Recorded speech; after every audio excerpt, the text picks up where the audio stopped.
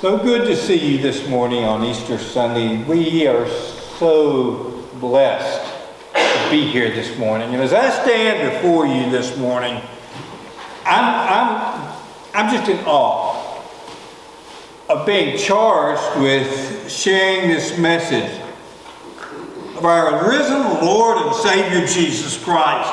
Today's designated Easter Sunday.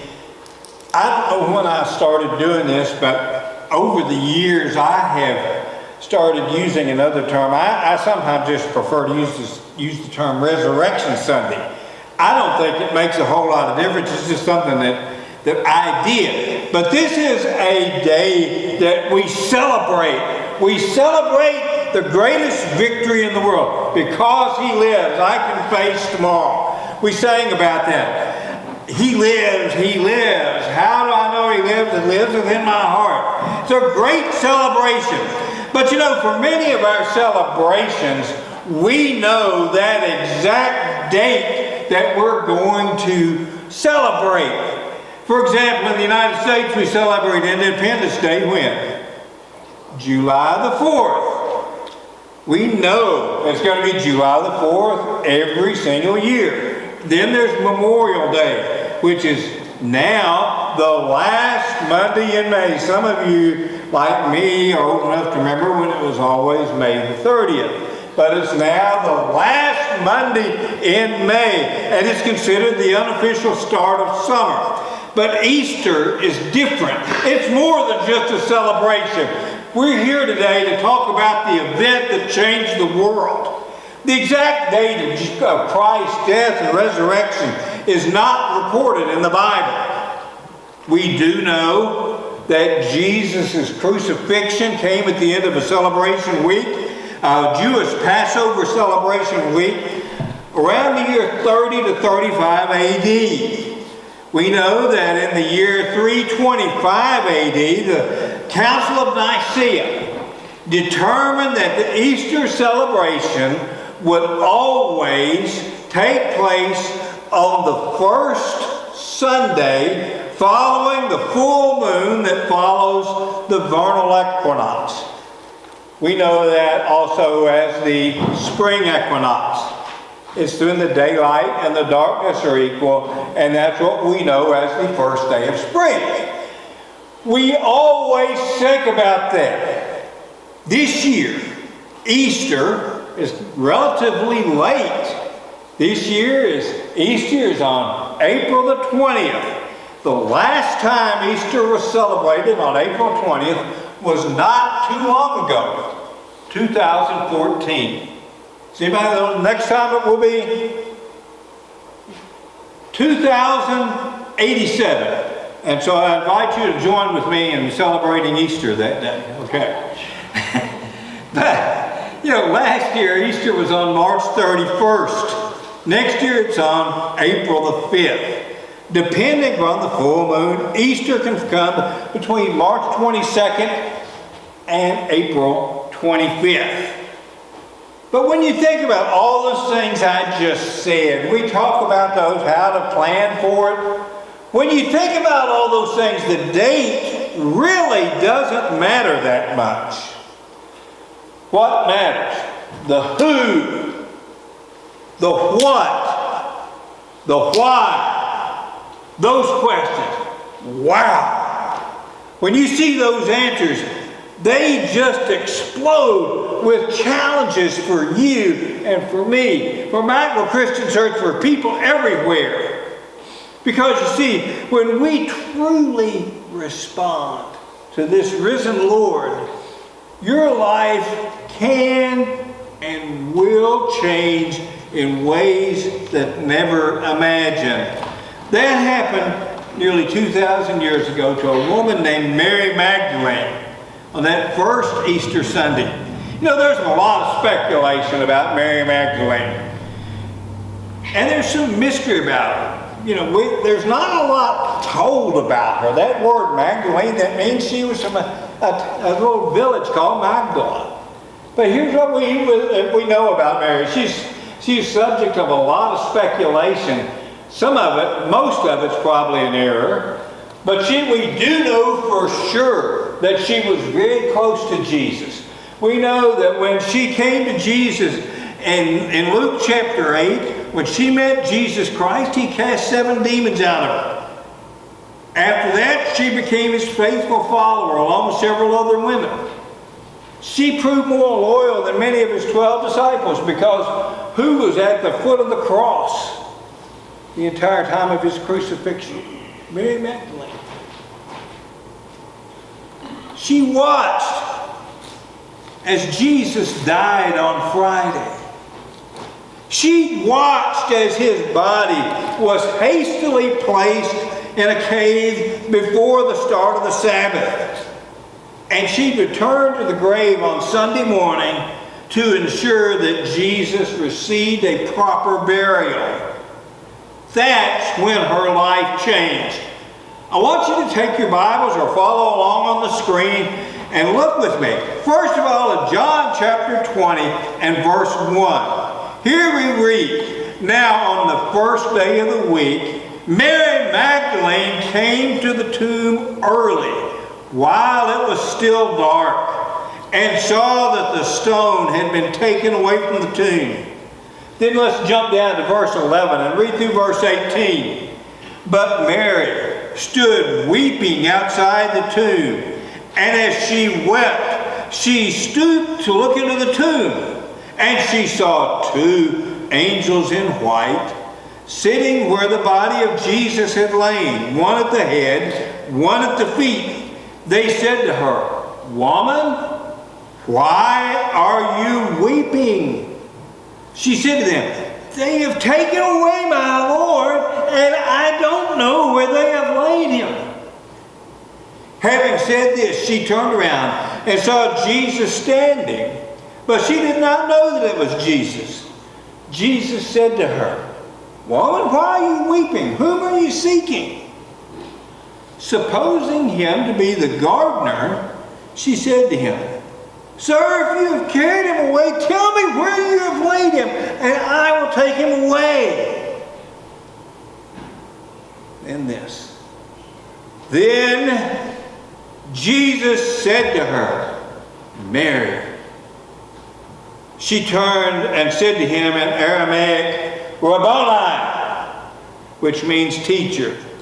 Jesus said to her, 'Do not cling to me, for I have not yet ascended to the Father, but go to my brothers and say to them, I am ascending to my Father and to your Father, to my God and to your God.' Mary Magdalene went and announced to the disciples, 'I have seen the Lord,' and that he had said these things to her." Wow. I can't imagine what it would have been like to have been in Mary Magdalene's shoes that morning. I just can't. I don't know how I would have reacted. But there's some powerful, powerful messages for you and for me in this life of Mary Magdalene. The first one is that you might be wondering about life. You might be wondering, this world is a difficult and confusing place. Would you agree to that? It's a very difficult and confusing place, and it seems to be getting more and more difficult and confusing every day. Now, I grew up in the mid-1960s to the late 1970s. Okay, I was a child, and some say I've never grown up. But anyway, that's irrelevant, I guess. But anyway, that was my childhood. The mid-60s to the late 70s.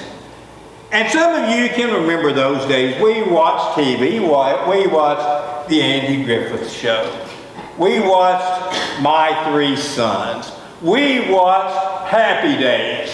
And everything in those shows is just, there were some conflicts obviously, but everything turned out to be fine. I lived a sheltered life, folks. I grew up on a farm, but I lived a sheltered life. When I was a kid, we thought was rebellious. I kid you not, it was when Converse came out with multicolored Chucks. And we would trade our white Chuck Taylors for those red or blue ones. They were far out, or the green one. Or if you were really rebellious, you would wear the black ones. And folks, I still wear black chucks around the house. You know, that's what we thought was change. But I looked at, I grew up listening to the radio, and there was a song that came out when I was about 12 or 13 years old from the legendary soul group, The Temptations. And The Temptations sang this song. The sale of pills are at an all-time high. Young folks walking around with their heads in the sky. The city's ablaze in the summertime, and oh, the beat goes on. Evolution, revolution, gun control, sound of soul, shooting rockets to the moon, kids growing up too soon, politicians say more taxes will solve everything, and the band played on.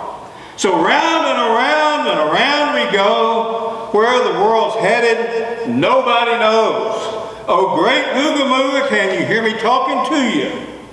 Just a ball of confusion. Oh yeah, that's what the world is today. Woo boy. Those guys were preaching, and I'm not even sure if they knew they were. Ball of confusion. That song came out in 1970, 55 years ago. It would be relevant today, would it not? Every single thing they talk about today is magnified.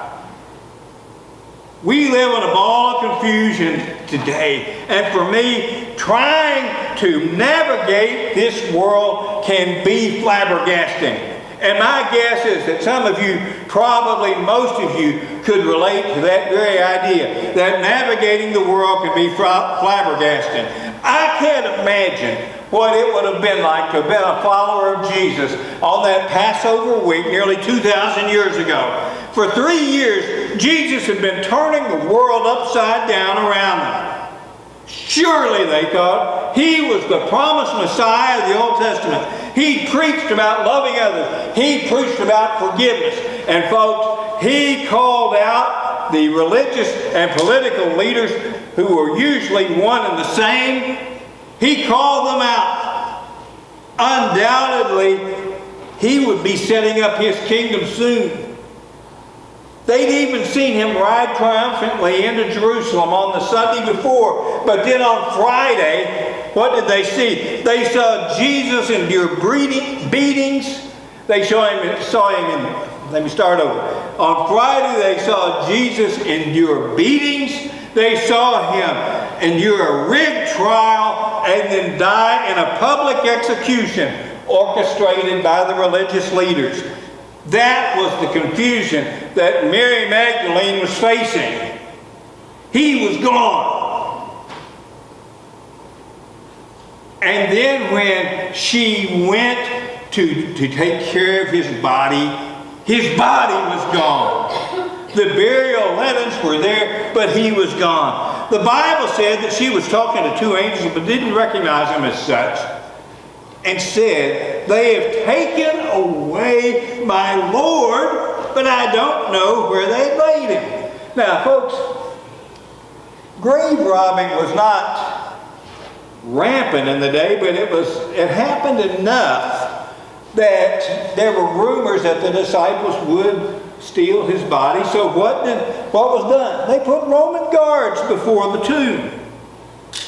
In fact, after the fact of the resurrection, the religious elites cut a deal with the guards to say that someone came and stole the body. Now, when you think about it, that whole story defies logic, but that's another sermon or lesson at time. It just isn't logical to think that way.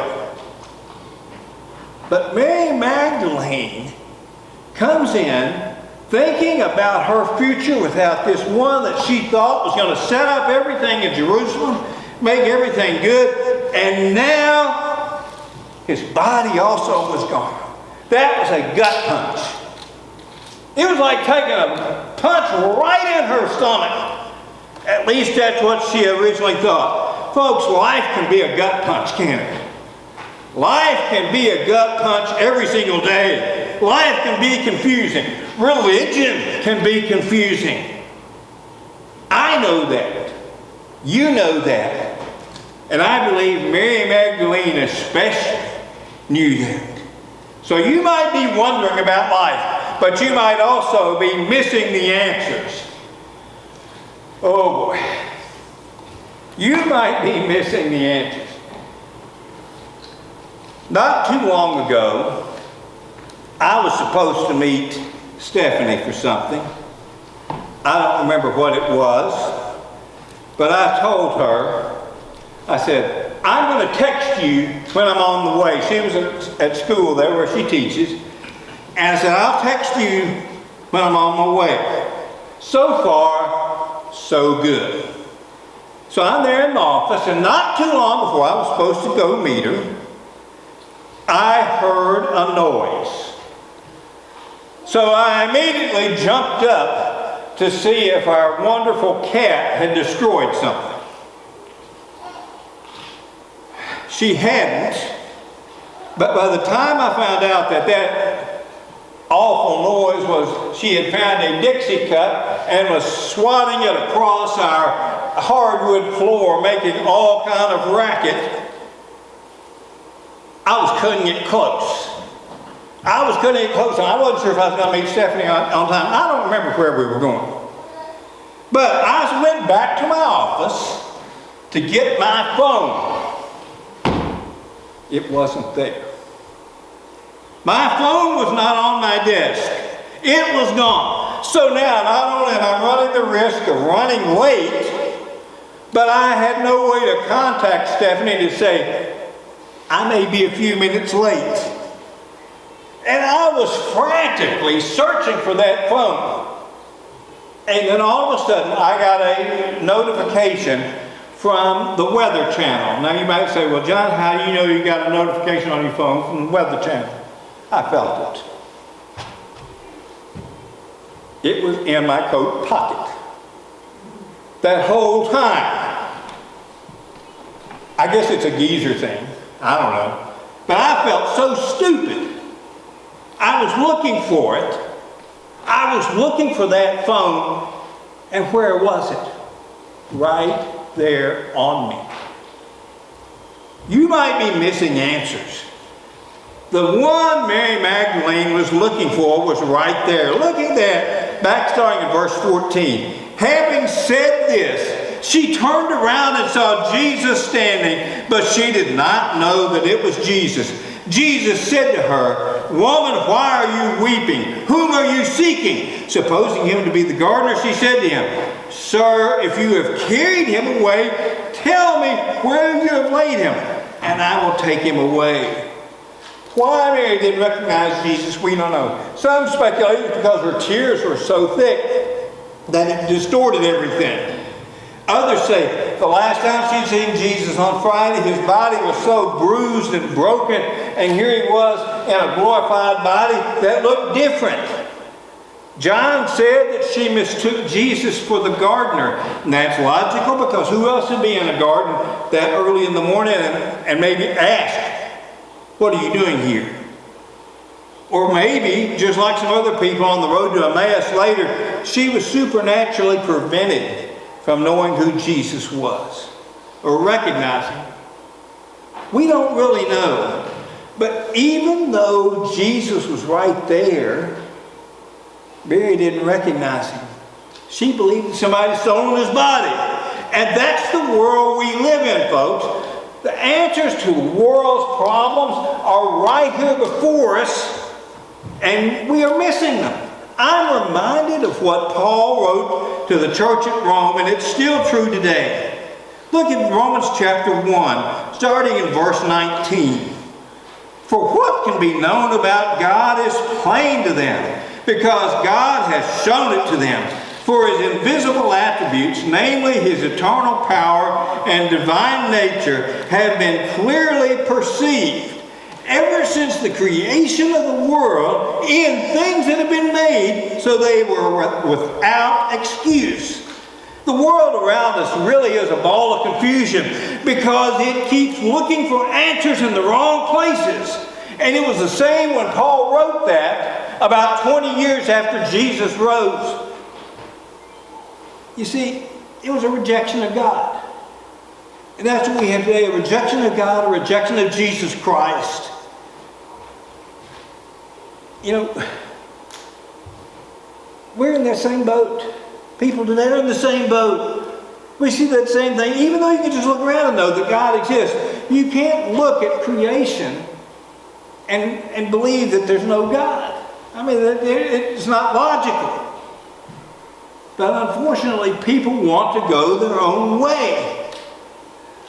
We miss the answers right in front of us. You know, when we push God aside, we need to remember that Jesus is going to forgive us if you trust in Him for His sacrifice. Sometimes those concepts are hard for us to understand. Mary Magdalene was a lady who was a devout follower of Christ. But hopefully we can relate to some of the lessons of her life. She couldn't see the risen Christ, even though He was right there beside her.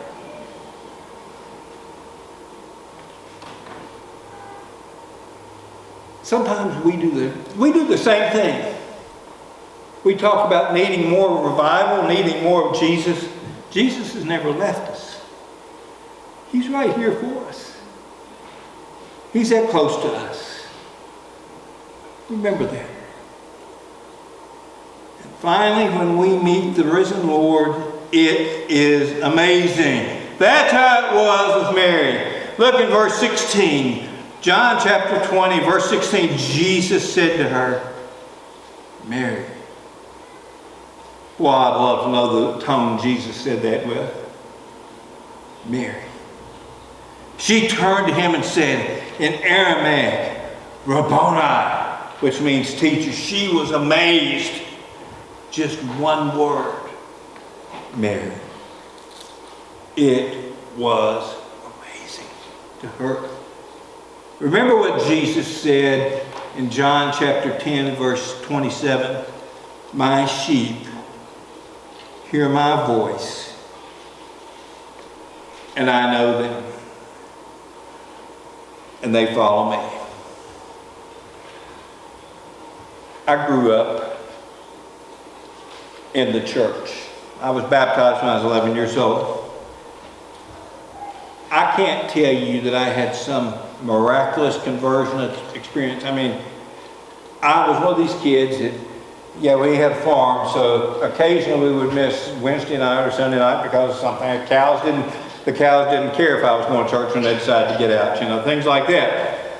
But I was on church Sunday morning, Sunday night, Wednesday night, every youth rally, Camp Calvary, everything else.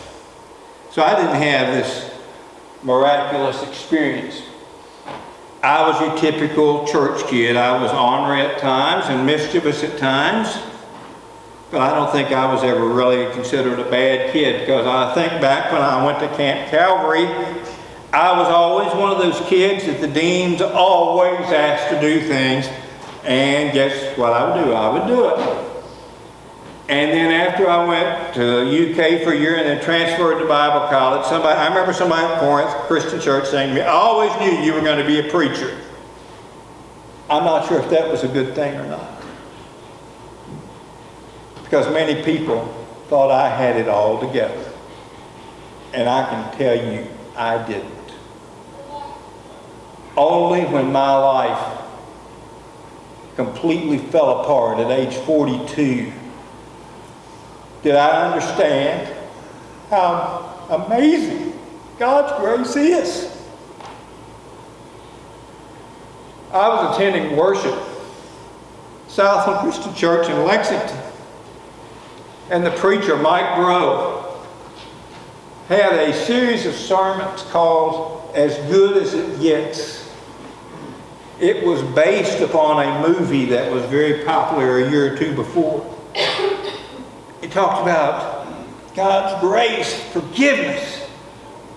That's when I really embraced the risen Lord. I can't explain it in a few minutes. I had a Bible college degree. I had a master's degree in theology.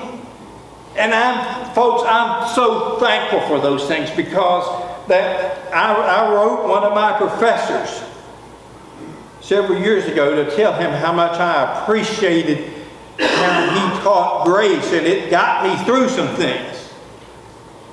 I'm thankful for those.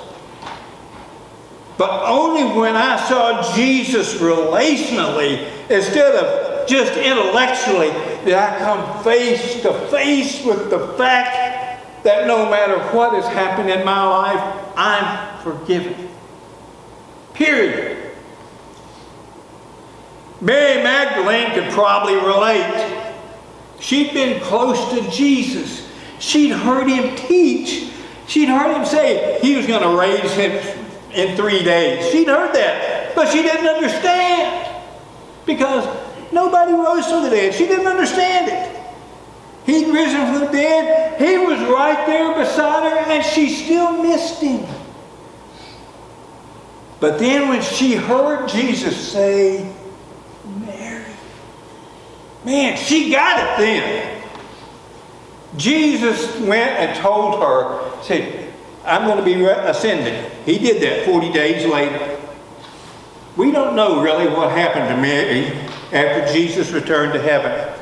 But my guess is she stayed around Jerusalem and was part of the earliest church. And my guess is she was a very powerful witness. So, what now? What now for you? Folks, you might be perplexed about life. I can understand that. The world around us is confusing. It's tough. You might be worried about your future. Your life might be falling apart. I don't know. My guess is that we all want our children to have a better life than we have had. Some of you might think that having the right educational qualification or having all the right things are going to straighten your life out. Some of you might live for how the Wildcats fare on the court. I can tell you all those things are very shallow. And trying to find peace in those things is like taking the dive off the high dive into a pool 6 inches deep. Some try to hang on to a politician and say he's the answer. I'm not proud to tell you that I've been in that position too. I've volunteered time, I've given money, I've campaigned for people, I've gone to rallies. Every single time I was disappointed. And I can tell you that if you do so enough, you're going to be disappointed too. You know why? Because those politicians are human. Just like we're human. And they're going to mess up. Just like we do. Like Mary Magdalene, we don't know what the future holds. But Jesus is right there calling to us. Mary encountered that risen Christ, and she found out he's amazing. He didn't berate her. He didn't berate her for not recognizing. What did he say? Mary. His grace is amazing. And his grace is still amazing today. Folks, we celebrate that Jesus defeated death once and for all on Easter morning. We sing because he lives. We sing he lives in my heart. And it's all because of God's amazing grace that we have that opportunity. Let's pray together.